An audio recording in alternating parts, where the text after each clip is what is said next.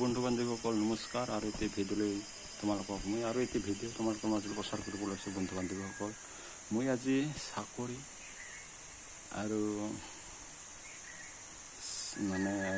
খেতিয়ক আৰু বিজনেছৰ মাজত পাৰ্থক্য, সকলোতকৈ বেষ্ট, সকলোতকৈ ভাল, এইটো কথা ক'বলৈ ওলাইছোঁ। বন্ধু বান্ধৱীসকল, আমাৰ পৃথিৱীত মানুহ বিজনেছ, প্ৰায়ভাগ মানুহে বিজনেছ আৰু চাকৰি কৰে আৰু তাৰপিছত খেতি কৰি জীয়াই আছে। এই তিনিটা শ্ৰেণীৰ মানুহে এই পৃথিৱীখন চলাই আছে। বিজনেছ কৰিব, নহ'লে খেতি কৰিব, নহ'লে চাকৰি মানুহে কৰি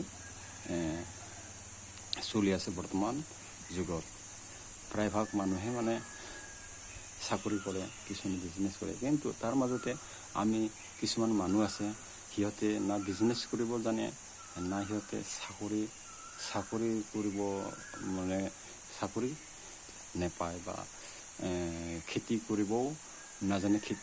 সাধাৰণ খেতি কৰে, খেতি কৰিব, সদায় খেতি নকৰে, সদায় 12 মাহে খেতি নকৰে, অলপ নিজৰ কাৰণে খেতি কৰে, খাবৰ কাৰণে, নিজৰ ঘৰৰ কাৰণে।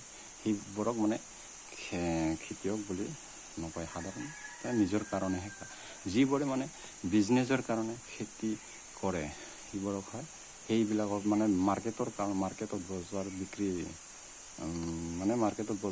বিক্ৰীৰ কাৰণে খেতি কৰে, বজাৰত বিক্ৰীৰ কাৰণে, সেইবোৰকহে খেতিয়ক বুলি কয়। টকা উপাৰ্জন কৰা সেইবিলাককে খেতিয়ক বুলি কয় আচলতে। আৰু যিবোৰে চাকৰি কৰি আছে চৰকাৰৰ, সেইবিলাকক চৰকাৰী চাকৰিয়াল কৰাবিলাকক চাকৰি বুলি কয়, চাকৰি কৰা বুলি কয়। আৰু ডাঙৰ বিজনেছ কৰাবিলাকক বিজনেছমেন বুলি কয়। সৰু আছে, ডাঙৰ কিছুমান, সেইবিলাকৰ নাম আছে। সেয়েহে বন্ধু বান্ধৱীসকল, মই এই তিনিটা মাজৰ পাৰ্থক্য, সকলোতকৈ বেষ্ট ক'বলৈ লৈছোঁ। যেনেকৈ আমি চাকৰি কৰা মানুহৰ শ্ৰেণী আছে, সৰু ডাঙৰ শ্ৰেণী আছে, 4th grade, 3rd grade, 2nd বিভাগৰ ফাৰ্ষ্ট বিভাগত তেনেকুৱা আছে। কিষাণ বিভাগৰ তেনেকুৱা মানুহবিলাক আছে। ঠিক তেনেকুৱা যিবিলাকে নিজৰ কাৰণে, ঘৰৰ কাৰণে খাই আছে, ঘৰত লাগতিয়াল যিখিনি কৰি খাই আছে, সেইবিলাকক 4th গ্ৰেড বুলি ক'ব পাৰি, 4th গ্ৰেডৰ চাকৰিৰ দৰে। আৰু যিবিলাকে বিজনেছ কৰি আছে, ডাঙৰ business, 1 grade, A, B, C grade, গ্ৰেডত, ঠিক তেনেকুৱা। সেয়ে বন্ধু বান্ধৱীসকল, সকলোতকৈ বেষ্ট মই মোৰ ফালৰ পৰা ক'বলৈ ওলাইছোঁ ভিডিঅ'টোত। আমি এই বৰ্তমান পৃথিৱীত নিজৰ জ্ঞান, মানুহে যিমান জ্ঞান কাম কৰে, সিমানে জ্ঞান অভিজ্ঞতা লাভ কৰে, যিমানে বিজনেছ কৰে, সিমানে অভিজ্ঞতা লাভ কৰা হয়। চাকৰিৰ ক্ষেত্ৰত তেনেকুৱা অলপ বেলেগ হয়। চাকৰি আমি যিখিনি আমাৰ ডিউটি কৰিব লগা হয়, সেইখিনি ডিউটি কৰিবই লাগিব। 20 বছৰ যেনেকৈ ৰিটায়াৰ হ'ব লাগিলে 20 বছৰলৈকে আমি সেইটোৱেই কৰিব লাগিব, এটা কামকে কৰি থাকিব লাগিব। কিন্তু চাকৰিৰ ক্ষেত্ৰত নহয়, চাকৰিৰ ক্ষেত্ৰত সেইটোৱে 20 বছৰ তেনেকুৱাই কৰি থাকিব লাগিব, তেতিয়া পেঞ্চন বা ৰিটায়াৰ যাব পাৰি, ভলেণ্টাৰী পেঞ্চন 20 বছৰ। আজিকালিতো বৰ্তমান ৰিটায়াৰ ভলেণ্টিয়াৰ 20 বছৰ পেঞ্চন বন্ধই কৰিছে, UPS NPS আহি গৈছে আৰু বেছি জটিল হৈ গৈছে। সেয়েহে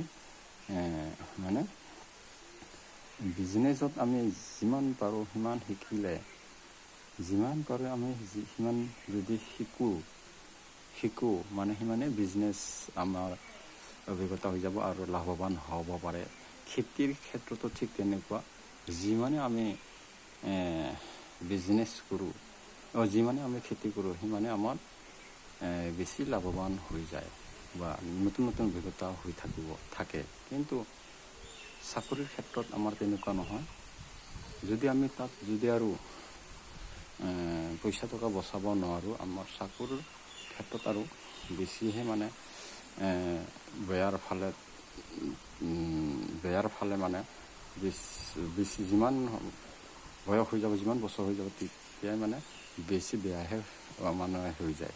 কিয়নো ল'ৰা ছোৱালী যদি 3-4টা থাকে, সিহঁতক পঢ়া শুনা লগতে যদি খোৱা খেতি বাতি যদি কৰা নহয়, 2 পইচা বচাই আমি যদি চাকৰি পইচা দি খেতি বাতি কিছুমান ভাল কামত যদি ব্যৱহাৰ কৰিব নোৱাৰোঁ, তেতিয়াহ'লে আৰু আমাৰ মানে বহুত কাকৰলতকৈ গুটি লাম্ভা বুলি কথা এষাৰ আছে, মানে আগুৱাই যাব নোৱাৰি।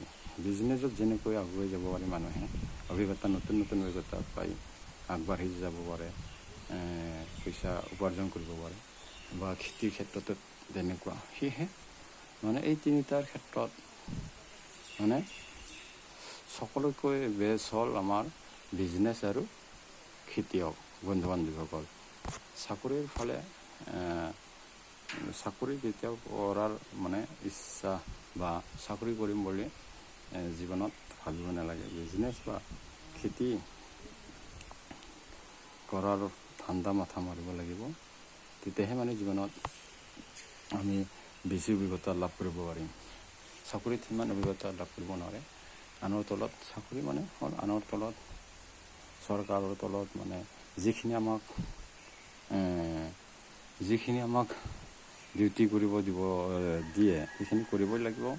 সেয়েহে বন্ধু বান্ধৱীসকল, সেইটোৱে আমি 20-25 বছৰলৈকে কৰিবই লাগিব, কৰি থাকিবই লাগিব। ছুটি সিহঁতৰ হিচাপ আছে। যদি বছৰত 3বাৰ ছুটি, 3বাৰেই যাব লাগিব। বছৰত 3 মাহ ছুটি, 3 মাহেই যাব লাগিব। তেনেকুৱা সেয়েহে চাকৰি মানে বহুত মানুহৰ সমস্যা হৈ যায় চাকৰি কৰাত। সেয়েহে চাকৰিও মানুহে কৰে, সকলোৱে কিছুমানে কৰে, কিছুমানে মানে নিজৰ কৰ্মৰ ফলত মানে আগুৱাই যাব নোৱাৰে, টকা পইচা উপাৰ্জন কৰিব নোৱাৰে। তাৰ ফলত কিছুমানে বাধ্যতামূলকভাৱে চাকৰি কৰিব লগা হয়। কিন্তু আমি যদি বিজনেছ আৰু খেতি কৰোঁ, টকা পইচা উপাৰ্জন কৰি নানা ধৰণৰ কাম আগুৱাই লৈ যাব পাৰে। দিনে দিনে মানে চেঞ্জ কৰিব পাৰি বিজনেছ।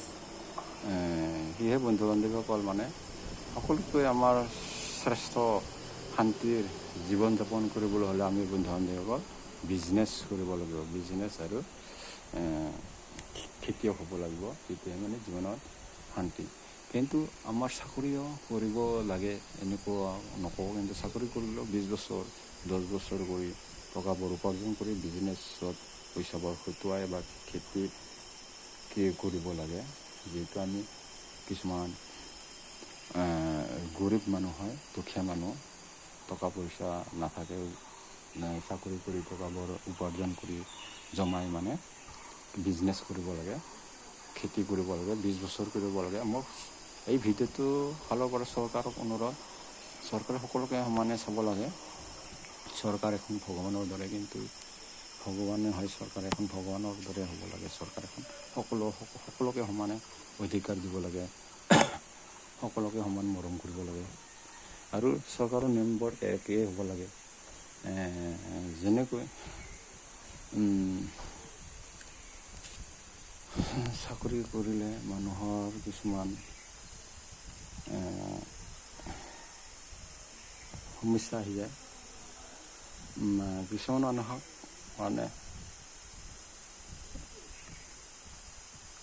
মানুহক বহুত কষ্ট হৈ যায়। কিছুমান মানুহৰ চাকৰি কৰা, কেতিয়াবা মানে ছুটি পোৱা নাযায়, যাম বুলিও ভাবি মানে যাব নাপায়, সেই তেনেকুৱা হয়। সেয়ে বন্ধু বান্ধৱীসকল, মানে চাকৰি কৰিলে চৰকাৰখনে মানে সকলো সুবিধা দিব লাগে, সকলোকে সমান সুবিধা দিব লাগে, তেতিয়াহে মানে দেশৰ উন্নতি হ'ব আৰু চাকৰি কৰা মানুহৰ ভাল হ'ব। চাকৰি আৰু কম বয়স কৰিব লাগে, 25-30 বছৰৰ পৰা বেছি কৰি দিব নালাগে। সকলোকে সুবিধা দিব লাগে। দেশত যিবোৰে মানে বাস কৰি আছে, নতুন প্ৰজন্মৰ ল'ৰা ডেকা বৰা, সিহঁতকো দিব লাগে। মানে সেয়েহে 25 বছৰ 30 বছৰৰ পৰা বেছি চাকৰি দিব নালাগে। বয়স 40 বছৰ কৰাটো আমাৰ বহুত মানে এটা ভুল পথ বুলি ভাবোঁ, ভুল সিদ্ধান্ত বুলি ভাবোঁ। আৰু বেছি নকওঁ, বন্ধু বান্ধৱীসকল সকলোতকৈ মই ভাল দুটাই ক'লোঁ, চাকৰিতকৈ ভাল হ'ল বিজনেছ আৰু খেতিয়ক। খেতি কৰি যেনেকৈ আমি নতুন নতুন অভিজ্ঞতা লৈ মানে আগুৱাই যাব পাৰি, আৰু বিজনেছত নতুন নতুন অভিজ্ঞতা লৈ যেনেকৈ আগুৱাই উপাৰ্জন কৰিব পাৰি। কিন্তু চাকৰিত আমি 25 বছৰ 30 বছৰেই মানে ৰিটায়াৰমেণ্টলৈকে এটা কামকে কৰি থাকিব লাগিব। বহুত ইয়াতে মানুহৰ শাৰীৰিক মানসিক পৰিশ্ৰম চাৰিওফালৰ পৰা পৰিশ্ৰম আহি যায়। টকাও আমাৰ বছৰত 1000 টকাহে বাঢ়ি যায়, কিন্তু বিজনেছত কৰিলে দিনতেই লাখ টকা উপাৰ্জন কৰিব পাৰি, অভিজ্ঞতা সেইবোৰ পোৱা যায়। কিন্তু চাকৰিত মানুহৰ অভিজ্ঞতা নহয়, মানে মানসিক আৰু শাৰীৰিক পৰিশ্ৰমহে বেছি পোৱা যায়। ধন্যবাদ, নমস্কাৰ।